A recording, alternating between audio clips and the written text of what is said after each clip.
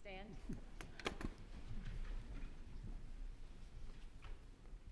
Eternal God, our Father, we thank you, Lord, for your goodness, your mercy, and your loving kindness. Even now, we ask your blessing upon, oh God, the school board. Give us wisdom, knowledge, and understanding. Lord God, give them vision.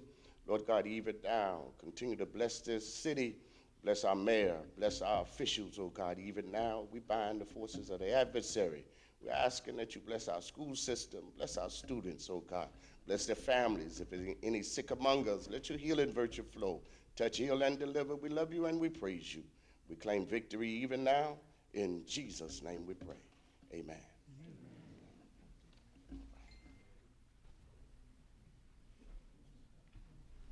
Please remain standing for the posting of colors and the national anthem.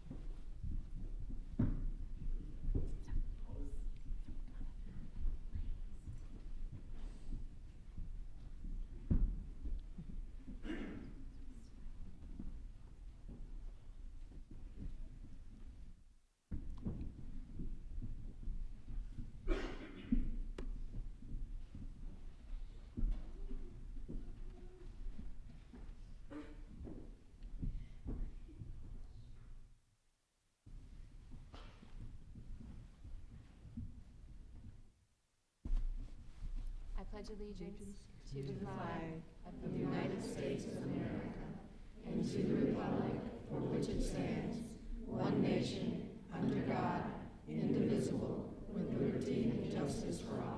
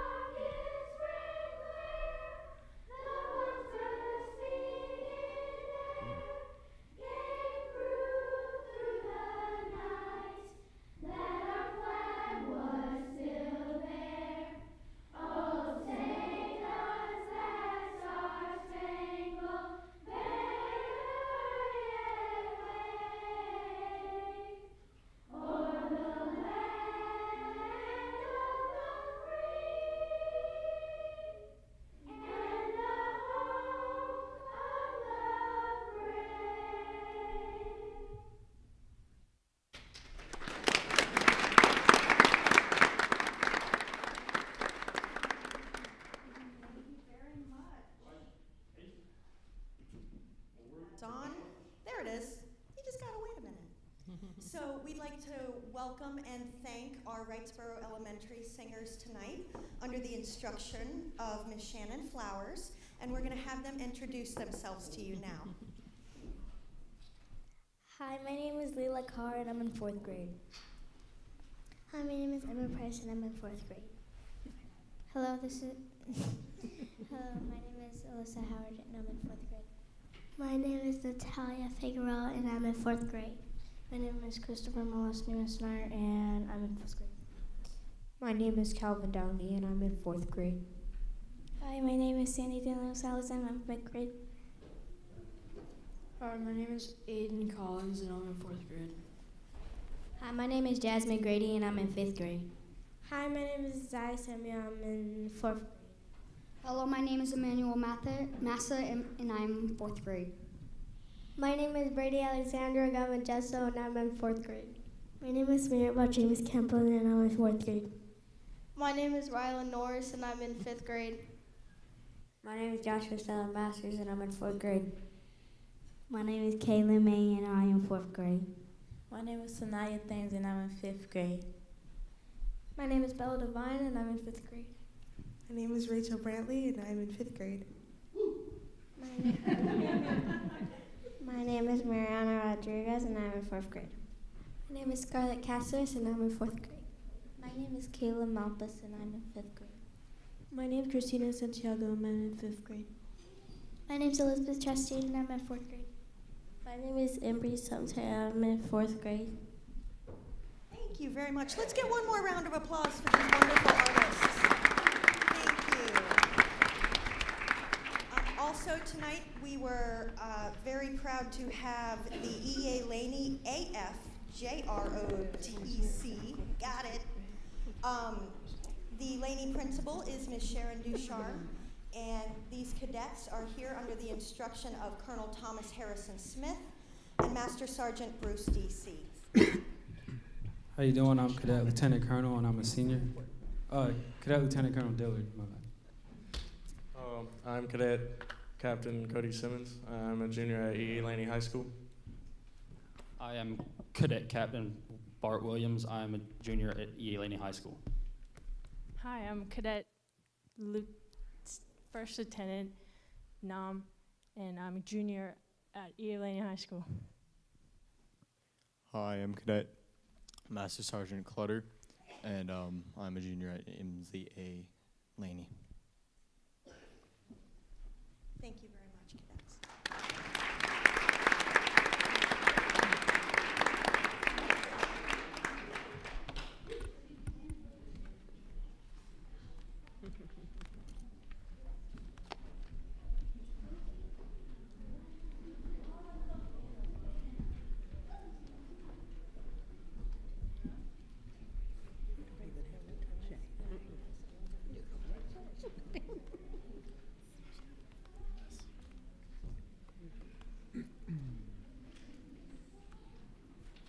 I want to thank everybody who performed tonight. That was great. Moving on to item number 2, approval of the agenda. Do I hear a motion?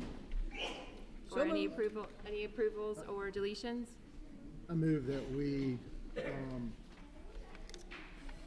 change call to the audience to VA and add a B section board response to call to the audience. Where was this? So do I hear a motion to approve the agenda as amended? So moved. Second. All those in favor? Aye. Any opposed? The agenda is approved as amended. Moving on to item number 3, approval of the minutes. Do we want to, oh, there's just one. Okay, so item A, special meeting minutes from December 13th, 2018. Move for approval. Second. So there is a motion and a second. All those in favor? Say aye. Aye. Any opposed? The motion passes. Moving on to item number 4, recognition of achievement. Ms. Clegg, Caress Clegg.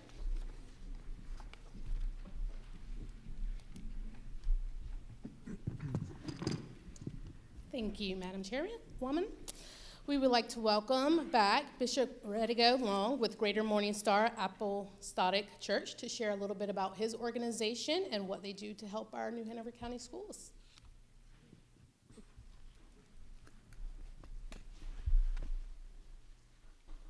Thank you. Bishop Long, I pastor Greater Morning Star Apostolic Church on the corner of Mears and 11th Street, right in front of Howell Pre-K. And we acquired the property maybe a year ago, and we remodeled that property. And the Lord has really blessed us, and we're heavy into outreach and evangelism. And we partnered with some city churches during the hurricane, and we was able to rent a van where we rented a 26-foot U-Haul, and we was able to get donations of water and give back to the community that I think the hurricane came through that Saturday, and that Wednesday we was boots on the ground, and we was able to even serve Houston Moore here. We had 8 pallets of water, almost 600 cases of water, and we put some at the church. We put it on social media. People came by the church. We gave away water, and then we drove that U-Haul, that 26-foot U-Haul right up here at Houston Moore, and in 30 minutes we gave away about 400 cases of water. And then we partnered also with the food bank and also with I don't know the agency, I think it was, they was on College Road. It was on College Road right at the old Kmart building where they had the food. So they donated the food for us, and we put it on social media, on Facebook, and we was able to feed from our church right outside. We was able to feed over 200 people a hot meal. And then we had a family that was devastated. They was in Curry, and of course they called me, and they was in a foot deep of water, well, knee deep of water in their living room. And so we ended up turning our church into kind of a haven. Of course, the lights was out, but we was able to bring generators, and we stayed at the church, and we was able to help that family, and also we was able to help the community. So we heavy into outreach. My son, he has a nonprofit called ACTS, and ACTS stands for A Commitment to Serve. And we've been, through the ACTS ministry, along with Greater Morning Star, we've been able to serve this community. And so we done had giveaways. We partnered with the diaper bank.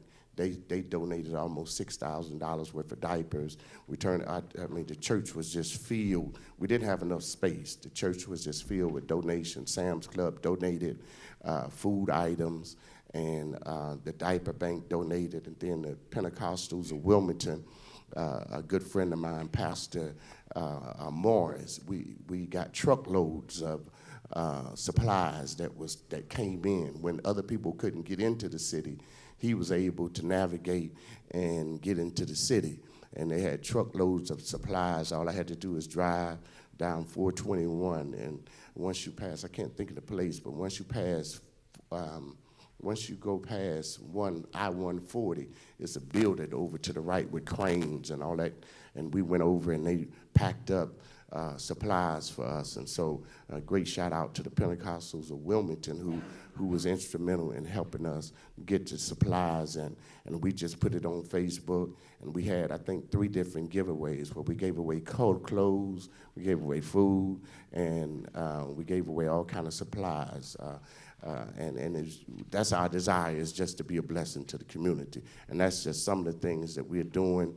We've been in that location. January was 1 year. And in 1 year, I have people say, y'all have done more for the community than people that's been here for years. But thank God for everybody that's what they're doing, but that's just a portion that we're doing. So I just wanted to share that. Thank you. Thank you very much for what you do.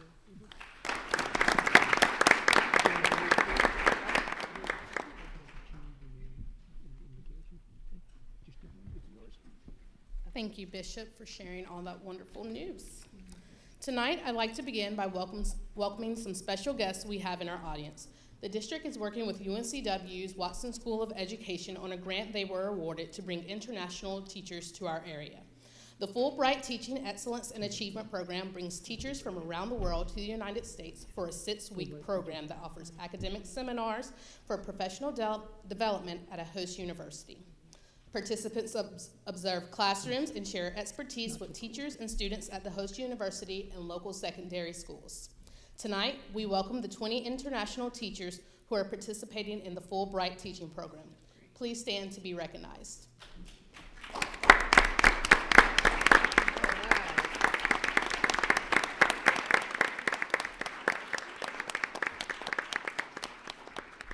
We thank you for the time you have spent at our schools with our students and welcome you to tonight's Board of Education meeting.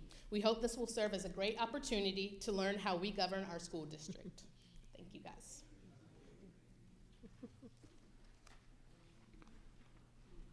That's very cool. This month, during our community partnership presentation, we highlight our community partners with the Harbor District of the United Methodist Church. With us this evening, we have Pat Litzinger, coordinator of the Congregations for Children program. Mr. Litzinger will share with you how his organization supports literacy, parent involvement, and helps provide basic needs to families at Mary C. Williams and Winter Park Elementary School. Mr. Litzinger.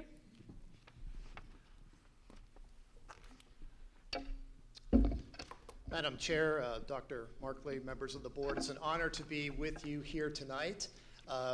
My name is Pat Litzinger. I am a layperson who works for the Harbor District of the United Methodist Church, and I've come to give you an update on some of the things that we're doing to help support schools here in New Hanover County. I'm going to take you through a brief presentation to give you a little bit of a background as to how we're structured and what we're doing, and then we'll finish up with a couple examples of actual partnerships between a couple of our churches and a couple of schools. This doesn't appear to be working.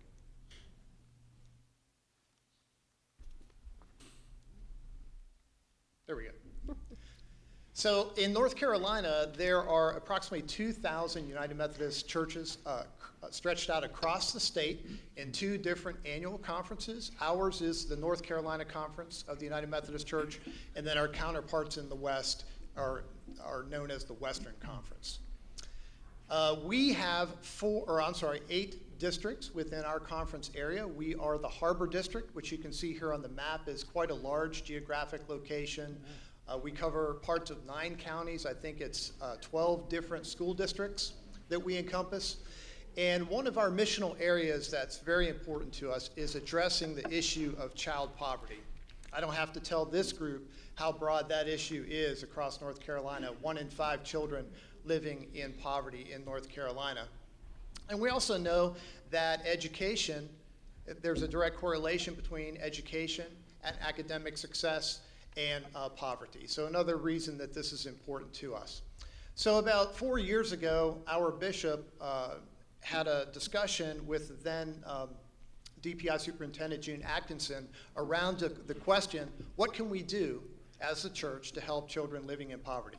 And Dr. Atkinson said, well, if you guys are serious about this, I would suggest that you focus on these 3 areas. K-3, helping schools to improve K-3 literacy, providing basic resources for those children that need it. We're talking about things like food, clothing, school supplies in some instances, and then helping schools to increase their parental involvement. So those became our 3 focus areas.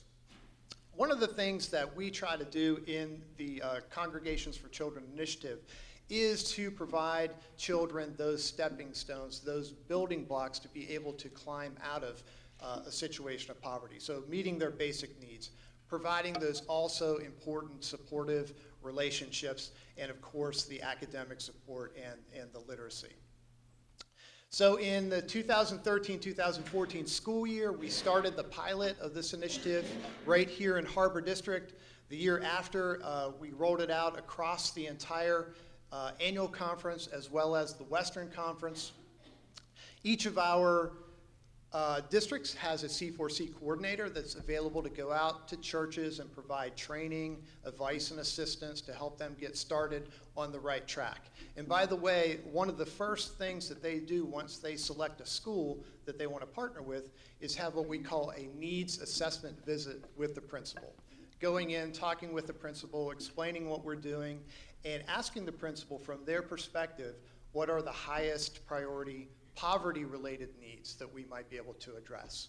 So we want to make sure that anything that we do is very much directly in line with what that principal perceives that needs to be at that school, and everything that we do is done in accordance with school policy, school district policy, and the permission of the principal.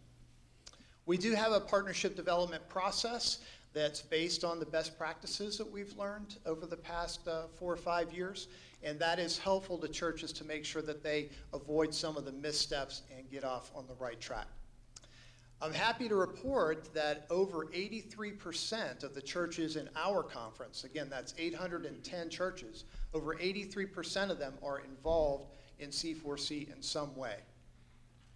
So how are we involved? You can see from this chart there are many different ways in which the churches can be involved.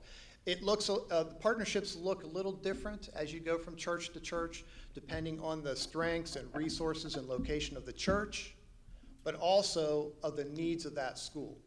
And so we say that we would rather have a church do one of these things very well than to try to get overextended with too many things. So we very much emphasize staying focused. But you can see the options there. We have many of our churches that are providing tutors that go into the schools, actually during the school day, help the children read. We have others that do after-school reading programs, summer reading programs to try to address the summer learning loss issue. We have many of our churches that are doing weekend food backpack programs, coat drives, and then one of the things that we're doing on that last area, helping to increase parental involvement, is we have churches that are involved in supporting schools that have watchdogs programs, where they encourage the dads of their students to come in and volunteer on campus, as well as father figures. So we do emphasize quality and not quantity again, and we suggest that they start small, stay focused, and build on their success. Literacy tutoring, as you guys know, is one of the best ways to help a child succeed, not only from the academic support, but from providing those important supportive relationships. You know, a lot of our tutors report the children just lighting up and beaming and smiling when they see them come in. And it's just having that personal connection with the child, providing that support, those words of encouragement. You know, sometimes they don't get these things at home, so we're able to provide that. Even though it's in a fairly short amount of time, that consistency of building that positive relationship really does make a difference. So we'll get to the partnership examples. The first, and both of these are short videos I'm going to play you that will depict these partnerships much better than I could explain them. So if we can play the first one, I'll talk a little bit about it after we see it.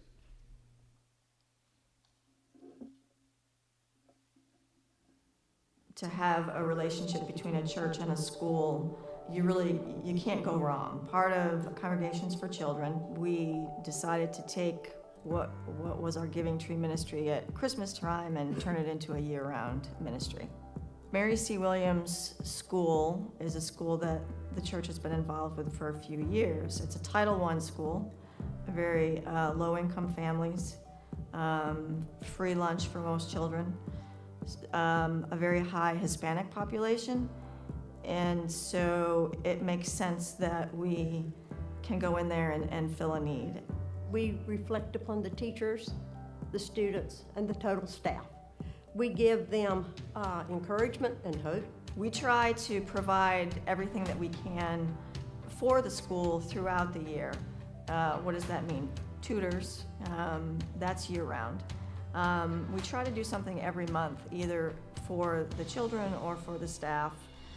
We do staff luncheons, we do treats for the staff at different times during the year. We do a book drive in the springtime for the kids to try to provide them each with a book at the end of the school year to go home with for the summer.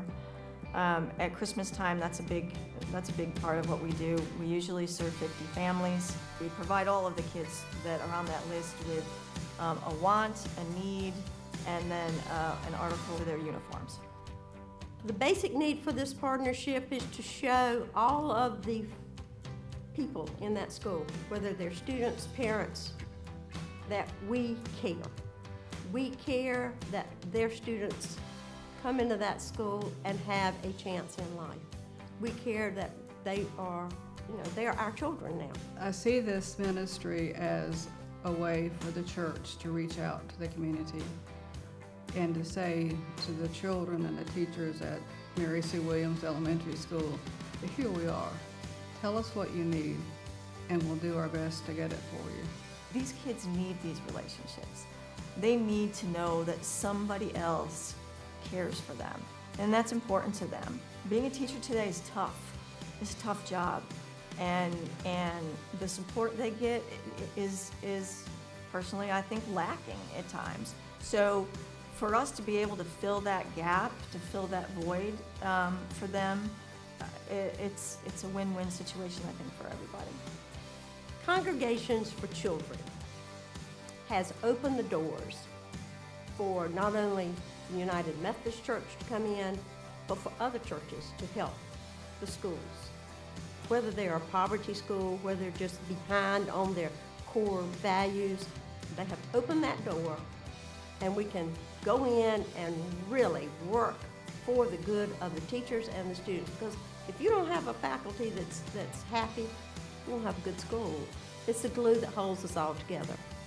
And I think that's the most important thing with Congregations for Children. We can do it, not only at Harbor, but in every church in this conference. So that's a good example, I would say, of one of the more vibrant partnerships. There are many different aspects of that partnership, from the tutors that actually go into the school to the other things that are provided to not only the children that are living in poverty, but to support the teachers that are teaching there. And that, again, is Harbor United Methodist Church and Mary C. Williams. This next example that you're going to see, and this is a brief video about covering the partnership of Wesley Memorial United Methodist Church, also known as the Pumpkin Church. You probably know it that way. And Winter Park Elementary, which is literally in their backyard. And there's a history there, actually, of congregants who have gone to Winter Park Elementary and who have had children or grandchildren go there. Granted, the student body looks much different now than it did back then. It's, I think, one of the most diverse elementary schools in the district. And so this is an example of how Wesley Memorial partnered with Winter Park Elementary following Hurricane Florence and did some special things.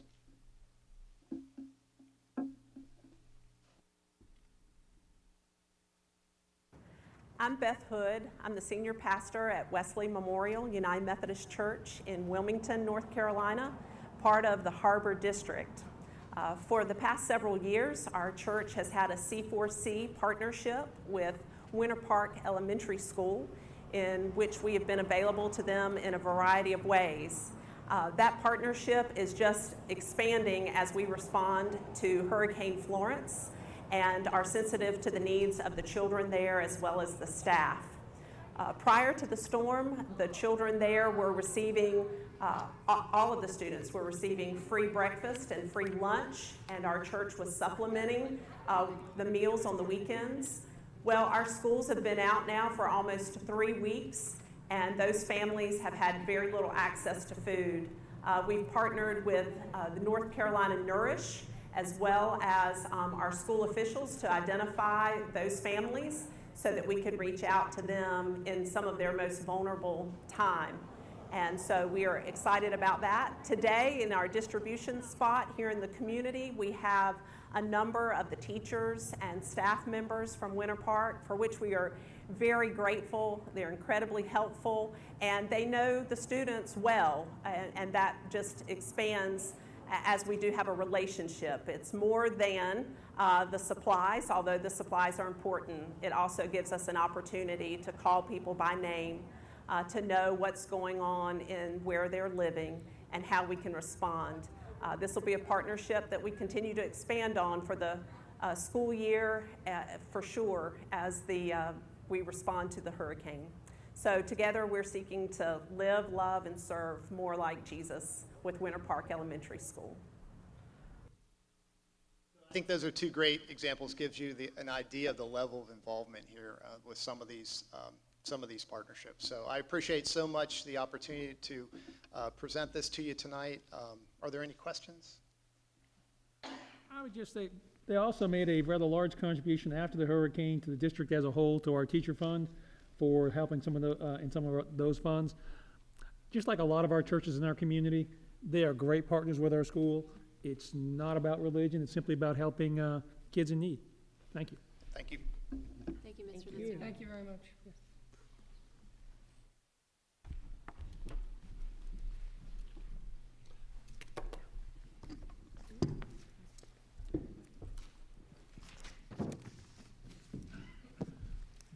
Our final recognition of the evening, we want to welcome a young lady who recently won first place in the State Poetry Out Loud competition in Greensboro.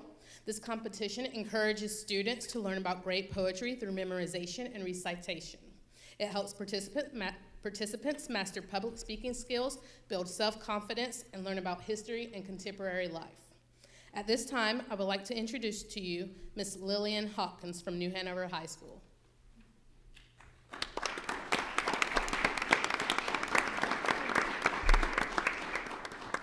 Lily appears to be unable to be here with us tonight, but I'll tell you about her award. Lillian received $200 and an all-expense paid trip to Washington, D.C. to compete in the national championship later this spring. As part of the contest, New Hanover High School will also receive $500 to purchase poetry books. We wish Lillian all the best and congratulate her on her award.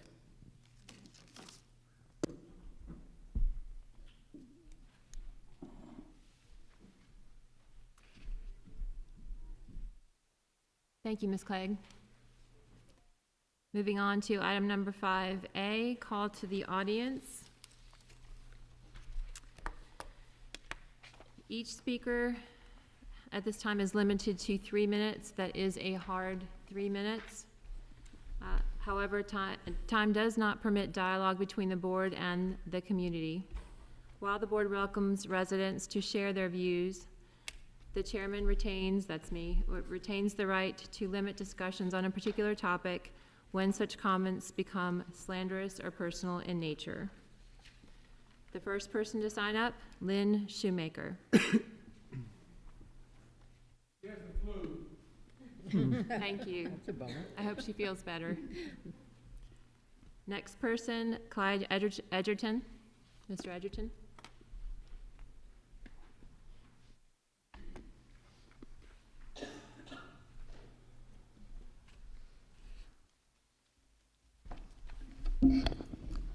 My name is Clyde Edgerton. My children have attended and do attend public schools in New Hanover County. Thank you, Board, for your commitment to serve our children, citizens, and community by making our schools safer and better. Thank you, Mr. Rivenbark, for saying publicly that you are concerned about fear among employees and teachers in the school system. There are reasons for that fear. One reason is administrative bullying.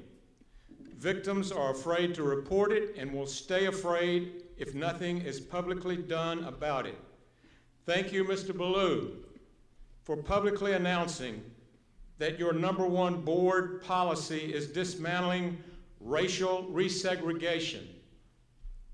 God knows our country needs that dismantling for moral and academic reasons.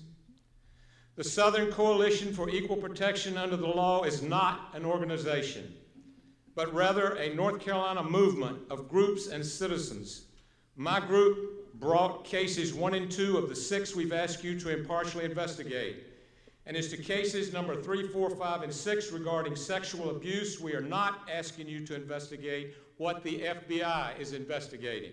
We are asking you to find out why, for goodness sakes, it got so bad the FBI had to be called in. Please don't let history record that you waited until the FBI finished their inquiry before you started yours. Next point, here's a February Star News quote regarding a specific employee grievance about apparent discrimination in our case number 2. Quote, district officials confirmed that they investigated that grievance, end quote. If you believe officials investigated that grievance, you have been fooled. For misleading the public, somebody needs to go to timeout or be suspended. The cover-up and conspiracy in that case and case number 1, both the conspiracy has lasted from at least November 2014 through this minute, 5 March 2019. Next point, voters have rejected most of the old board. That old board left a mess. Unfortunately, it's yours now. Please at least vote in public on our request for an impartial investigation. It's important that citizens and history know where each one of you stands regarding, for example, the first come, first serve fiasco. Final point, after 40 years, this school system has suddenly decided it needs a Title IX committee. Mr. Think Edgerton, about I'm that. sorry, your And time if is you up. put the long time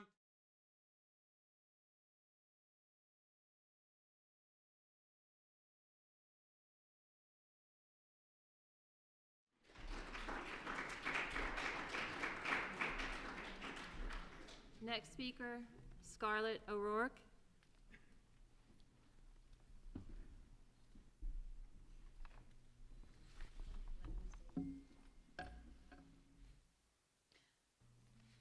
My name is Scarlett. Thank you for letting me speak. In early 2016, we received an email from our child's special education teacher in the New Hanover County school system. I'll quote part of this email. He refused to work, so I set a timer and told him he would lose the chips from his lunch if he did not work. He refused. Then he started working, but stopped and refused and lost his chips. They're in my refrigerator if you need them for tomorrow. He worked and completed the next paper and earned his sandwich. He continued to work and earned his strawberries and apple juice. End quote. This special education teacher withheld food as a motivational technique for a 7-year-old autistic child with ADHD. The teacher sent this email as if this was a common practice and included a third-party person in this private email about behavior. There's much more, but I only have 3 minutes. I'll mention this, that this teacher admitted that she was at her wit's end with this student and put him in timeouts for up to an hour and a half at a time. As parents, we thought it wise to reduce this teacher's time with our child. So we did what we were supposed to do. Over the course of more than a year, we talked and wrote to the teachers, the principal, the IEP team, the special education department, and we talked to the school board. On February 2017, after filing a complaint and request to reduce her time, we received a letter from the director of special education stating that the staff involved are data-driven, organized, responsive, and facilitate significant growth with students. She admitted that she did not review our documents of proof. This teacher continued to be his special education teacher until she retired. They actually increased his time with her. We died inside. We felt unheard, exhausted, frustrated, helpless, worn down with this wall of resistance. We had nowhere else to go to help. We gave up. We had no voice loud enough to express our feelings of outrage. Every parent's worst nightmare, I could not protect my child. I hesitated so strongly coming here today because my children are still in the system and I really do fear for repercussions. But I speak to give courage to others. We were repeatedly told that there was nothing wrong, that there was nobody was doing anything wrong. I took on the school system in order to foster improvement because I heard the cries of my child, only to be met with, we have investigated the problem and there is no problem here. I beg of you, if there truly is no problem here, authorize independent investigations for accountability with an eye towards making New Hanover County Schools into the best school board in the state.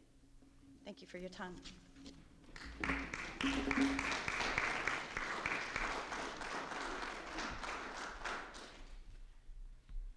Next, Bobby Garcia.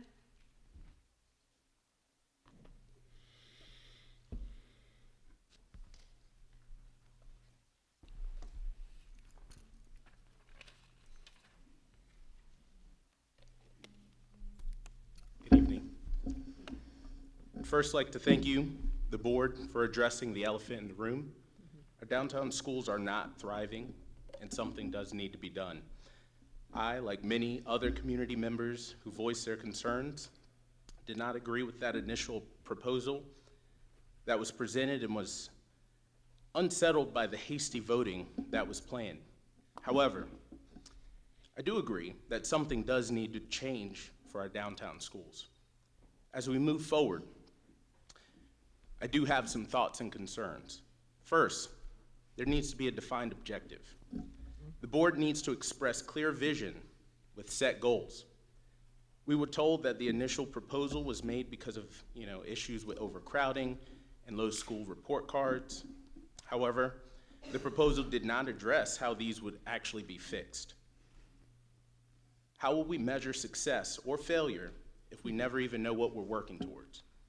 Second, you need to look at what is causing the problem and only then address it with proven research-based initiatives that fit the needs of our students. The issues we are seeing at Williston aren't just appearing when the students enter 6th grade. As we all know, the majority of the students who enter Williston come from elementary schools that also have D and F grades on the North Carolina report card. Additionally, many of these students come from families that live at or below the federal poverty level, which research has shown is an additional stressor that affects schools' performance. Let's stop trying to put a Band-Aid on the issue and try to get to the root of the problem, which starts before students enter kindergarten and compounds each year after that. Third, let's stop trying to reinvent the wheel. Across North Carolina and across this country, there are districts who have successfully addressed issues similar to those that we are currently dealing with. Visit those districts, talk to their leaders, take notes. There'll be growing pains, but if you truly have the best interests of our students at heart, you must be willing to step on toes, to take criticism and opposition, and to stand for equality. Currently, as a relatively new board, you have the ability to right some of the wrongs that have been created throughout Wilmington's history. Be bold, take the stand. Finally, I hope this board is committed to finding solutions that meet the needs of our downtown schools and will not just sweep this elephant back under the rug. Before you rush to a vote this evening or at future meetings, let's ensure that we have given all ideas for Williston's future careful consideration and that any decision you make is for the benefit of all students. Let's stop turning a blind eye to the issues we all know are present and arm ourselves with data, research, and best practices for the successful outcome. Thank you.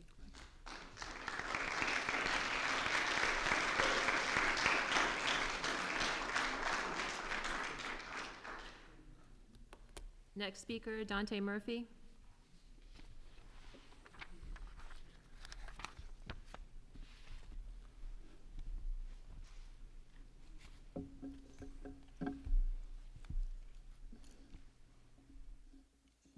Over the past month, there has been more than normal discussion regarding at least one statement that I made February 5th, 2019. I'm here tonight to maintain that the chairperson's response was inappropriate and that at least one of the emails I received from fellow board members hinged on unprofessionalism. While I have demanded an apology, it is more important that future speakers are assured that you will not intimidate or discourage them from coming forth and telling their stories. This board will be held at a higher standard than boards of previous years. A community does not go through the trouble of voting out 4 incumbents for the same old, same old. If you choose not to independently investigate how top administrators mishandle complaints of sexual abuse and discrimination, then the community will do it for you. I'm only asking you that in the future when they come forth, don't ever do to them what you did to me on February 5th. Thank you.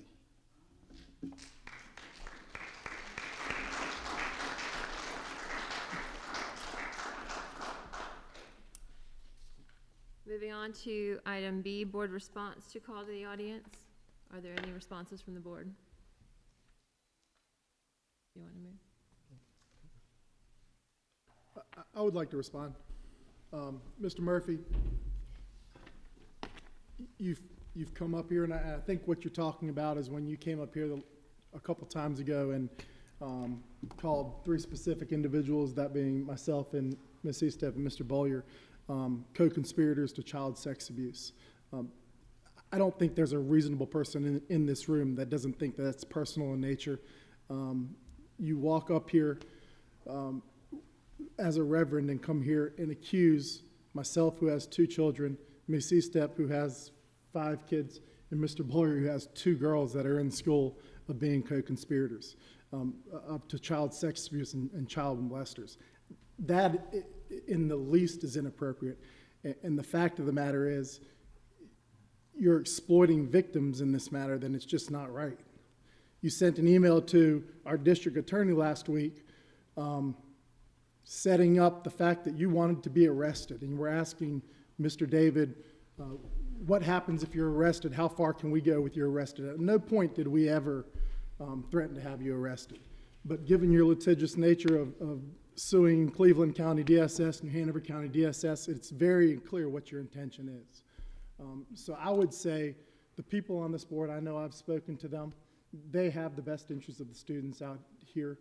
Safety of our students is absolutely #1, and for someone to come up here and question it in such a malicious manner is inappropriate. I offer a response as well. Sir, I don't presume to know what's in anybody's heart, but you came up here and presumed our motives, assigned, horrific character assassinations to us as a board. But you're right, it has nothing to do with you. I do not apologize for defending myself, and it has nothing to do with me.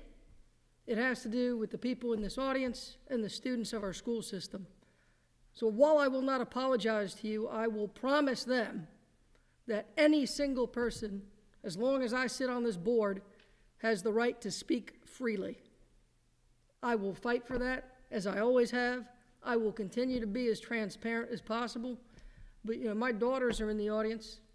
They came to see me. There are children all over here who've come to participate in this board. What you did was wrong. There's right and there's wrong, and it was wrong. We fight for our students. We might not agree on the best methods to continue that battle, but if you have the best interest of our students at heart, I would strongly consider that you think about the actions that you've taken and the pain that you have caused.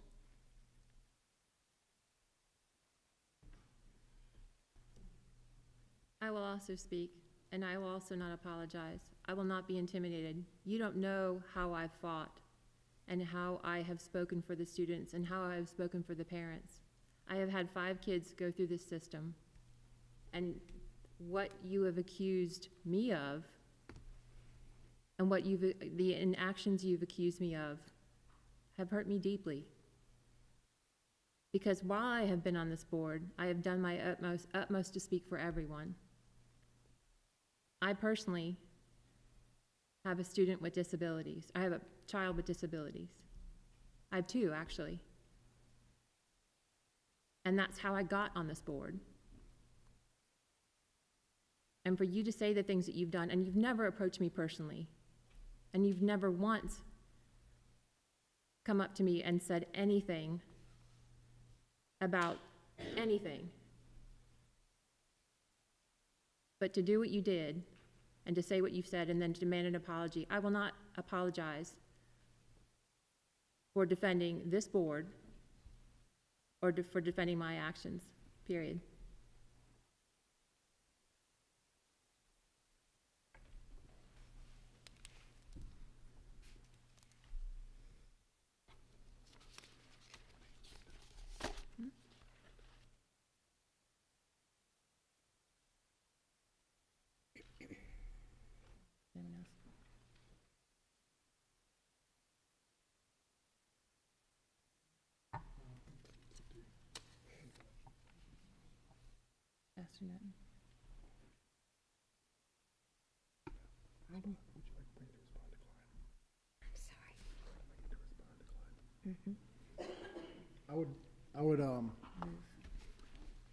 I would actually make a motion to the board.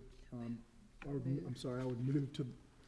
move that we allow Mr. Bullard to give a response to some of the discussion that we've heard today, specifically from Mr. Edgerton. I would second that motion. All those in favor? Aye. Any opposed? Mr. Bullard? Thank you, Madam Chair. Mr. Edgerton first complained about the admission process for the Spanish immersion program at Forest Hills Elementary School in the fall of 2015, over 3 years ago. At that time, district administrators had already begun discussions about changes to the admission process and expanding the program to give more students access. The board approved moving the Spanish immersion program to Gregory Elementary School in December 2015. The following school year, which was the 2016-2017 school year, the Spanish immersion program was moved to Gregory Elementary School. At that time, the admission process was changed from a first-come, first-served basis to a lottery. Every student who applied in the 2016-2017 school year was admitted because there were enough spaces to admit all applicants. In order to increase the socioeconomic diversity in the Spanish immersion program, school officials in the spring and summer of 2016 engaged in numerous efforts to reach out to diverse communities to inform them of the changes in the Spanish immersion program and give them an opportunity to participate. Those efforts included, but were not limited to, press releases, sending notices home to parents of students in the pre-K and Smart Start programs, which were composed predominantly of minority students, including information about the Spanish immersion program at the district's Magnet School Fair, meetings with mostly minority parents of preschool students to provide information about the Spanish immersion program, weekly tours of Gregory Elementary School for parents interested in the Spanish immersion program, community outreach meetings in the Martin Luther King Center, which serves mostly minority students. A website was created about the Spanish immersion program and the admission process in both Spanish and English. Every parent of a kindergarten student at Gregory Elementary School for the 2015-2016 school year received a letter about the Spanish immersion program. These were predominantly minority students. Applications to the Spanish immersion program and brochures were sent to the St. Luke's Ministry Outreach, which serves primarily African Americans, and the Latino Alliance. A New Hanover County Schools Spanish language translator shared information about the Spanish immersion program with a local Spanish language newspaper and radio program. The superintendent and the new immersion program transition coordinator at Gregory Elementary School were interviewed by a local TV channel about the changes to the program. After these changes were implemented, the racial breakdown of the applicants to the Spanish immersion program in its first year at Gregory Elementary School were quite diverse, including 28% African Americans, 21% Latino, 40% white, 10% multi-race, and 1% Asian. Every minority student whose parent expressed a concern about not previously being admitted into the Spanish immersion program while it was at Forest Hills was admitted into this program after it was expanded and moved to Gregory Elementary School.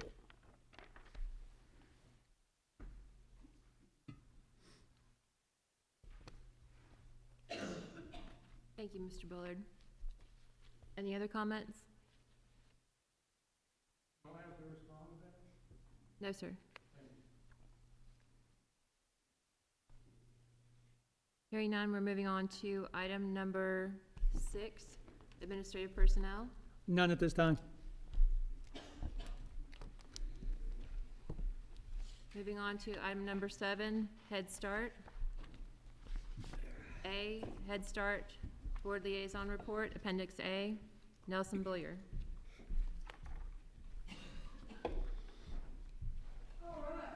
Why is your family leaving before you speak? Season. All right, that time of the month. Head Start Liaison Report. Our numbers are the same as last month. Enrollments, let me gather my papers here. Enrollments, we have 260 total funded enrollments, 117 3-year-olds and 143 4-year-olds. You can see the breakdown here. Any questions, I'll be happy to take them, or Shannon can step in. Any questions? No? Okay. Expenditure report.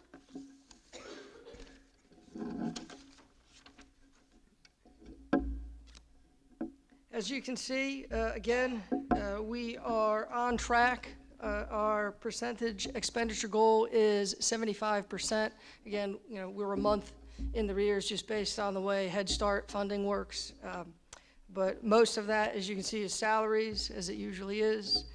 We have just $2.028 million in salaries and benefits. So, any questions on that? If not, I'll have a few updates about the program overall, some of the things we're celebrating, some of the things we're doing with Head Start.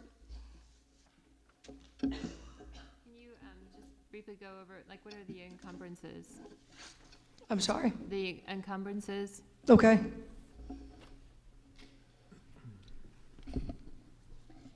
So can you specifically, encumbrances for what specific code are these or summaries? Just things that are, is that just like accounts payable? Is that what that?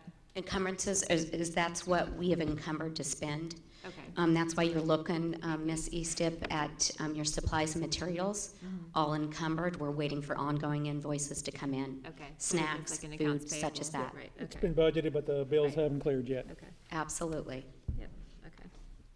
So I wanted to, with Mr. Bollier, share a big shout out to Krista Holland, who is Principal of the Year for New Hanover County Schools, was selected as a keynote speaker out of 15 applicants statewide to present at North Carolina Head Start Association, their state conference in Winston-Salem next week. So we're very thrilled that she was selected as the parent banquet speaker.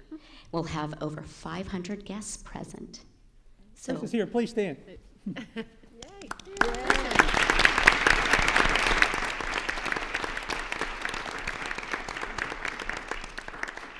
what a happy note on that one. Ongoing registration, please, 3 and 4-year-olds, August 31st, let's get them in. We finished up with some home visits. Conferences will happen in June, so we do intensive home visits. So that's excellent. We had a great kickoff with a collaboration with Howell Pre-K and Johnson Pre-K Centers to help get those little ones registered for kindergarten. We had a discussion with that last meeting, so that's great follow-up. Heights and weights from beginning year, end of year. We're going to compare that data later on. And we have ongoing coaching happening and some dental follow-up. And again, preschool registration is happening. Thank you very much.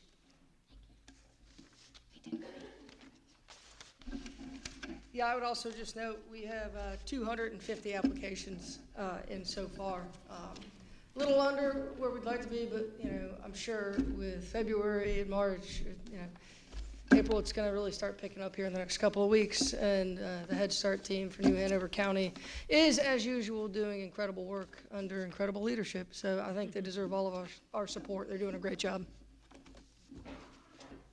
Ms. Miles or Mr. Bollier, would you like to mention that we are doing the board training next month? April 9th. April 9th. Okay. Thank you. All right, moving on to item number 8, information. Item A, policies for first reading.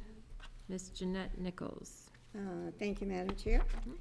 We met last month and the policy committee, and we are now bringing you 7 policies. The first 3 are from our Human Resource Division. So I'll ask Dr.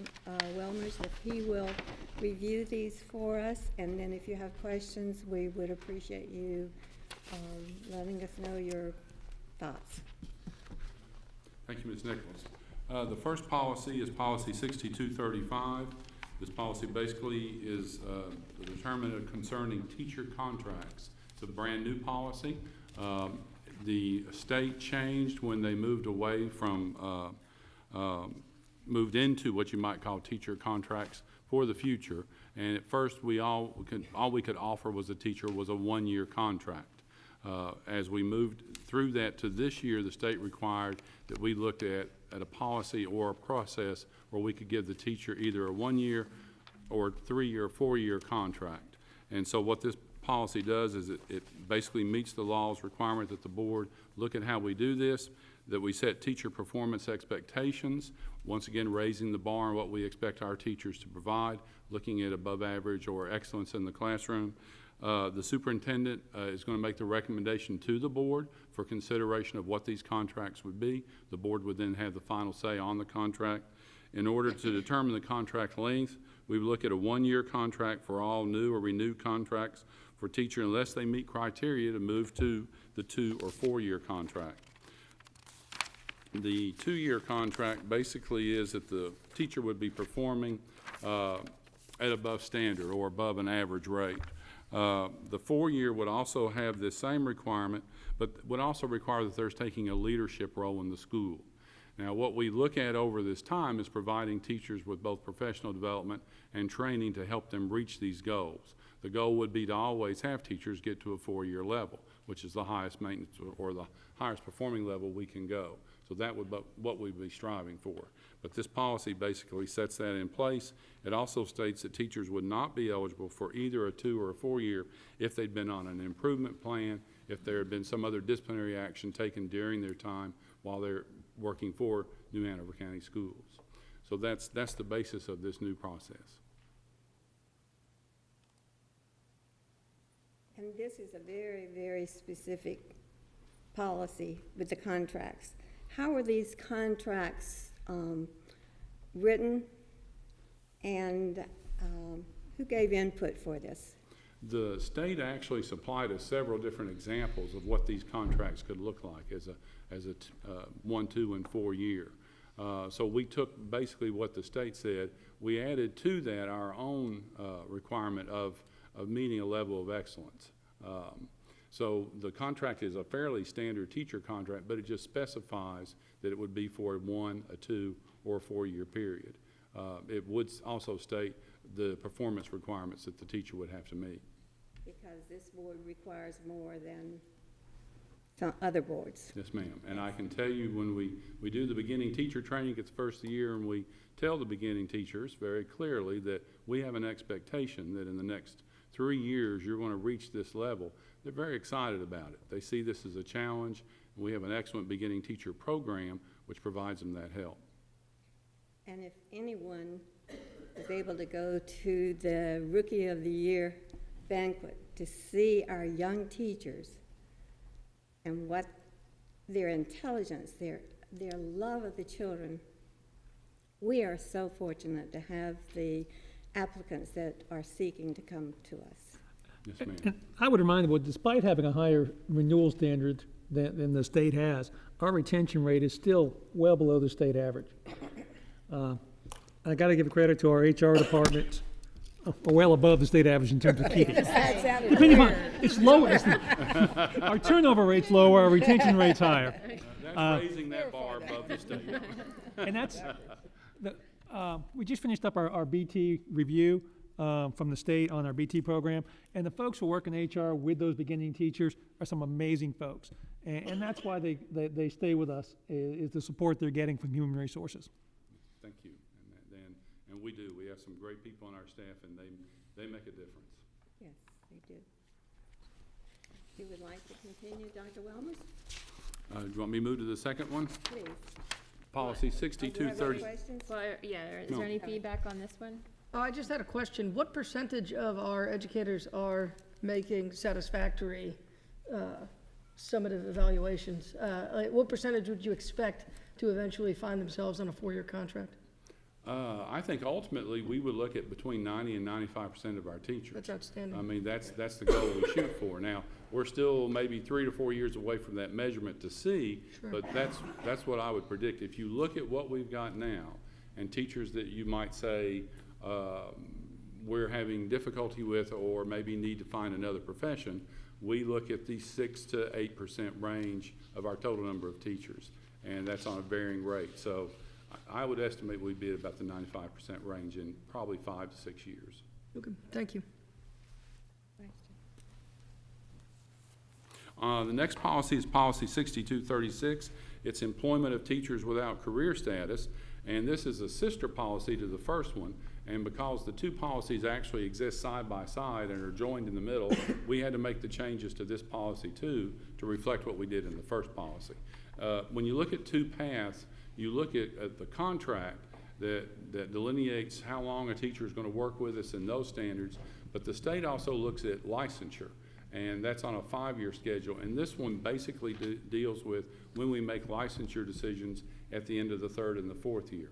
So they're running parallel to each other, and this was, the committee really took a good look at this and made recommendations to make these two policies link together and present to the teachers what they need to do to meet the two areas that we're moving through. So those are the changes in this one. Any questions concerning that? In this one, we rate them as in good standing to get the 2 and the 4 year. So, and finally, we have policy 6510. This is a leave policy, and Ms. Nichols made a very good point last year in discussing this policy with us and wanted us to match up with the state's employees manual that is put out that governs the way that school systems and other entities handle employee absenteeism and things like that. And so what we did was we added the language that follows along with that and basically delineates when an employee can take an annual leave day or personal leave and how they can do that. And it basically states that they shall not take personal leave on the first day the teacher is required to report for the school year, on a required teacher work day, on days scheduled for state testing, or on the day before or after a holiday or on a scheduled vacation day, unless the request is approved by the principal. And so that puts it squarely into the teacher working with the principal to look at this absence. And if you'll recall, in December 21st, the day before holiday break, we had over 290 teachers that needed a substitute.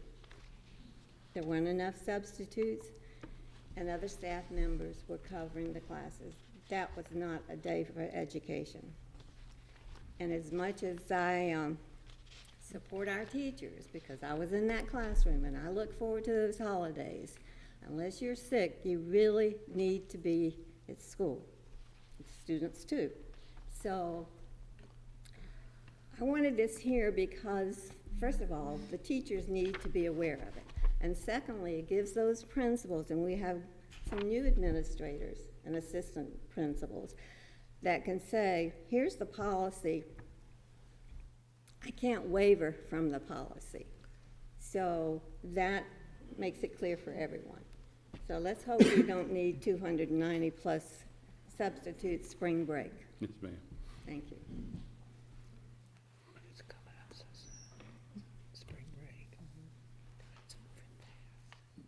Those are the 3 HR policies that we discussed. I'd like to recommend. Our next policies are less interesting maybe, but very important. They come from the instruction division. So I'll ask Dr. Smith if she will present these policies. Yes, ma'am, thank you. The first policy is policy 7410. And it is the policy in regards to grading. And we are recommending additional language in this policy to be in compliance with state board policy. We have offered through our high school's credit recovery, but it has been not uniform across all high schools. And the state board is now requiring that each district have a uniform policy in place to govern how credit recovery is conducted at each of the high schools. So that is the changes and additions to policy 7410.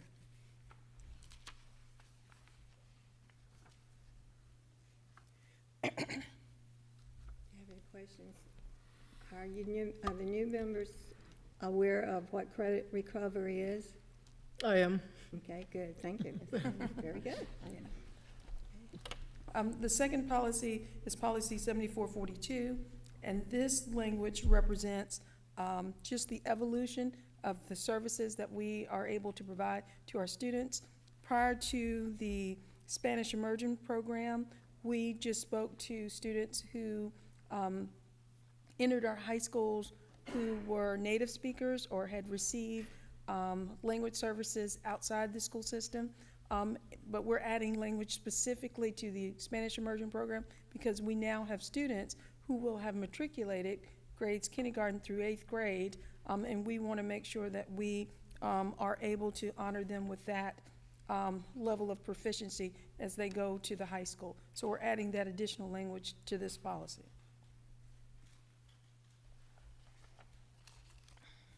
Any questions?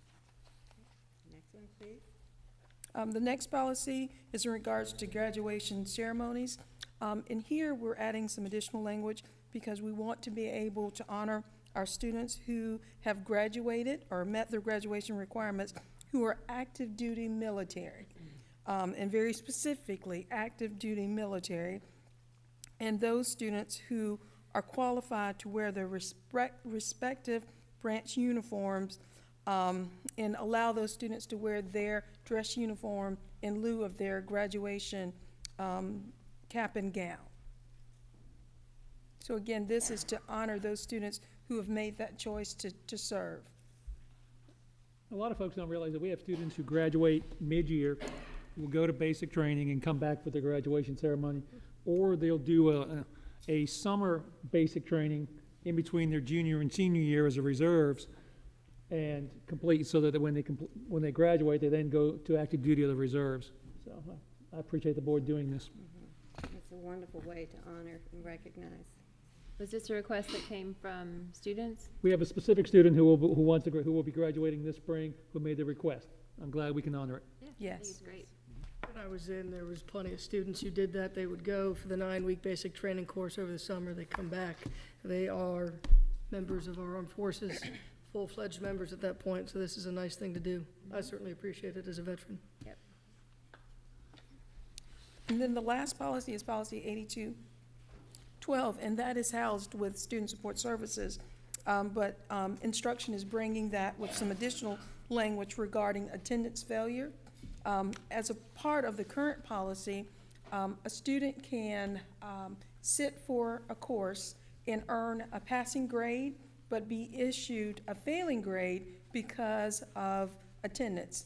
And we have taken a look at that data and have not been able to show where this policy has had a positive impact on student attendance. And in fact, it's actually had a negative impact, and we have had students across the district who have lost hundreds of credits for courses that they've passed but have been issued failing grades because of their attendance. So we would like to remove that language. It does not in any way remove any of the supports that are offered to those students. It does not in any way remove any of the requirements for our teachers and our administrators and our counselors who work with students to ensure that they are present for class to the greatest degree possible. But it does eliminate that a child will automatically fail a class if they are not present a certain number of days and they don't engage in that appeal process.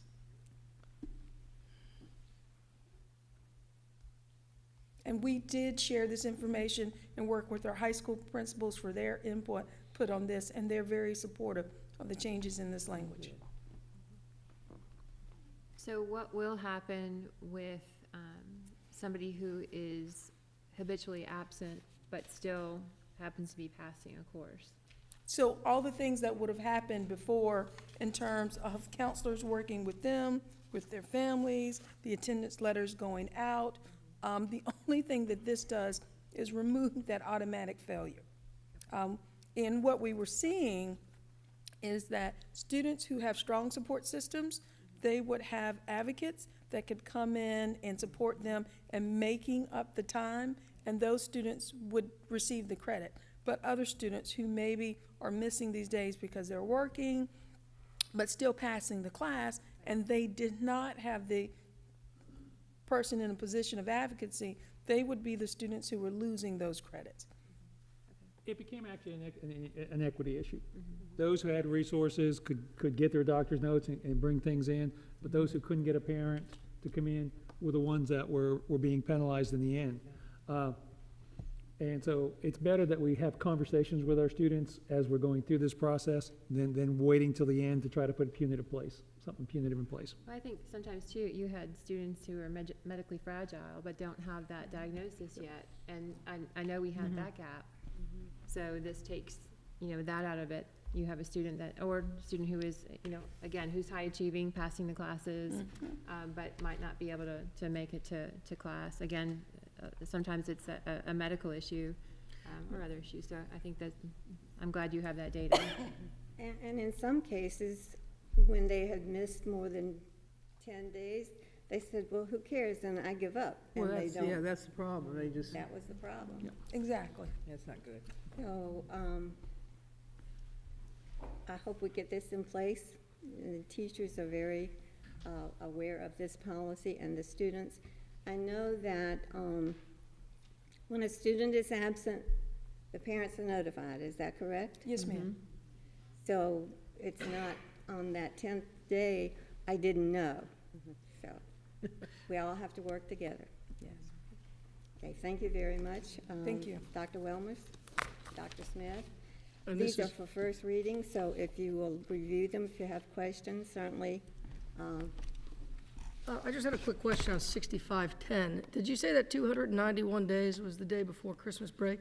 Pardon?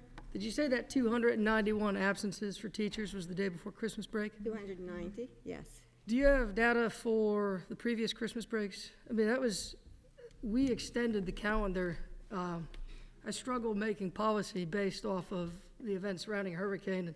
Oh, yeah. I know it's frustrating. I also know what happens in elementary school the day before a day off. There's really not a lot that a teacher needs to be there for. A substitute can handle that type of thing. And I hesitate to put restrictions on when our teachers can take this time, given their time constraints with family plans and things like this. The problem is you don't have enough subs to cover. I think that's the issue. But if that's data you want, we can get it for you, and we'll get it to you prior to next month's meeting. Okay. Yeah. Our sub coordinator has all of that on a regular I mean, basis. Amanda might apply for a job as a sub. I promise I'll recuse if she does. That's not bad. Won't turn her down. Thank you very much, Madam Chair. Thank you, Chairwoman Nichols. And we will have a policy committee meeting. It's already been advertised. We'll have it before the budget work session, so keep you posted. All right. Moving on to item number B, construction notice. I'm not sure who's taking that one. This is the one that we're required to do quarterly to basically tell you about construction issues, and I will turn it over to Mr. Anderson. Thank you. Yes, in accordance with the state law cited above, we are giving property owners and adjacent property owners notice of additions and renovations and construction work that are scheduled to begin within the next 60 to 90 days. Those sites are Noble Middle School. We have renovations that will begin there this summer. That is at 6520 Market Street, Trask Middle School. Again, renovations that will start this summer. 2900 North College Road, and Wrightsville Beach Elementary School. We have additions and renovations that will start there. That is at 220 Coral Drive. In addition to these three, with your permission, I'd like to add two more. Alderman Elementary School at 2025 Independence, and Wrightsboro Elementary at 2716 Castle Hayne Road. These two schools, we have HVAC improvements, and we try to include the sites that have work that's going on outside of the school building that may be obvious to some of the neighbors. So if I could include those two as well, I would appreciate it. Okay. right, thank you, Mr. Anderson. Any questions, comments? Item number B. All right, if not, I have been asked to take a 5-minute break, so we will try to stay to 5 minutes. Can handle that. Yep. All right. Yep.